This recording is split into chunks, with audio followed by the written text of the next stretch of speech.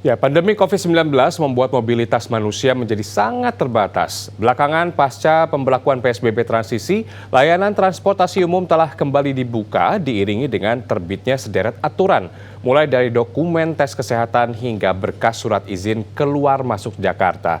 Lalu apakah prosedur kesehatan ini benar-benar berjalan dengan efektif?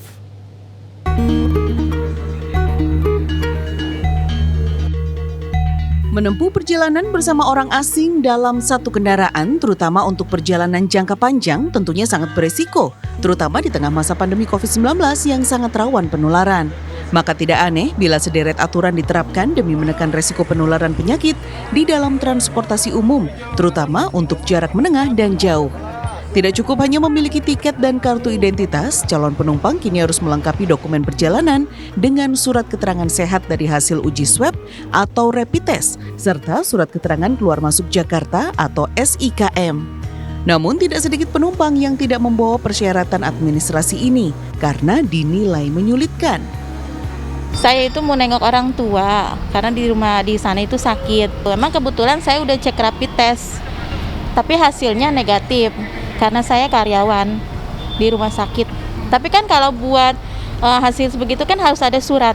Nah, suratnya itu belum tentu sehari jadi. Iya, itu sebenarnya mempersulit ya. Saya nggak pernah kemana-mana, kerjaan di dalam aja. Keluar juga nggak, baru sekarang doang keluar. Jadi saya pikir nggak perlu gitulah kalau saya begitu. Nggak usah rapid test segala lah. Karena apa? Karena badan saya sehat-sehat ya gitu. Banyaknya persyaratan yang ditetapkan berimbas pada sepinya pusat layanan transportasi, termasuk terminal Kampung Rambutan. Kini rata-rata hanya ada 10 orang penumpang per hari. Masih memberlakukan atau mempersyaratkan penumpang harus mempunyai SIKM, surat izin keluar masuk Provinsi DKI Jakarta, jika harus bepergian menggunakan bus antar kota antar provinsi. Kita sarankan untuk membuat SIKM terlebih dahulu, karena sekarang membuat SIKM itu sudah sangat mudah, jadi melalui online.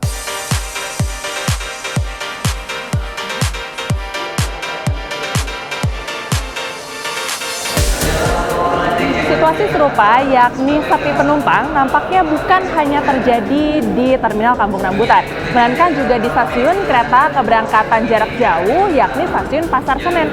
Meskipun pertanggal 3 Juli 2020 lalu, PT KAI telah membuka 5 perjalanan jarak jauh dari Daob 1, nampaknya di stasiun Pasar Senen ini masih lengang atau sepi akan penumpang.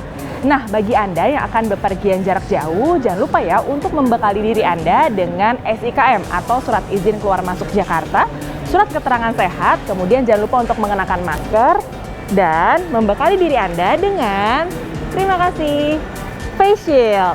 Nah, digunakan dan Anda sudah siap untuk bepergian.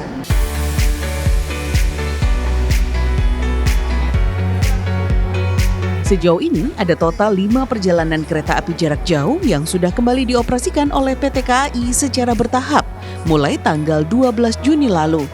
5 kereta api itu adalah KA Turangga dari Stasiun Gambir tujuan Surabaya, KA Kertajaya dari Stasiun Senen tujuan Surabaya Pasar Turi, KA Bengawan dari Stasiun Senen tujuan Purwosari Solo, KA Tegal Express dari Stasiun Pasar Senen menuju Tegal, dan KA Serayu keberangkatan Pasar Senen menuju Purwokerto. Lalu, apa saja acuan protokol kesehatan dan persyaratan perjalanan dengan kereta api? Upaya untuk pencegahan dari penyebaran COVID-19 tetap dilakukan. Salah satunya melalui sejumlah persyaratan yang harus dipenuhi pada saat akan membeli tiket ataupun juga melalui pemeriksaan sebelum melakukan proses pengecekan tiket, yaitu SIKM untuk keberangkatan KA dari stasiun di area DKI Jakarta, kemudian juga lampiran dari hasil tes PCR ataupun rapid test yang berlaku 14 hari ke depan.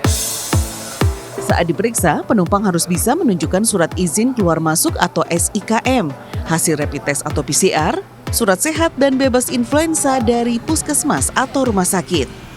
Lalu, apakah prosedur ini dinilai efektif? Tetap efektif ya, efektif untuk mengurangi sebaran dari virus itu. Jadi dalam menggunakan moda transportasi udara, laut, udara ataupun kereta api, darat tetap efektif bila menggunakan surat kesehatan tersebut.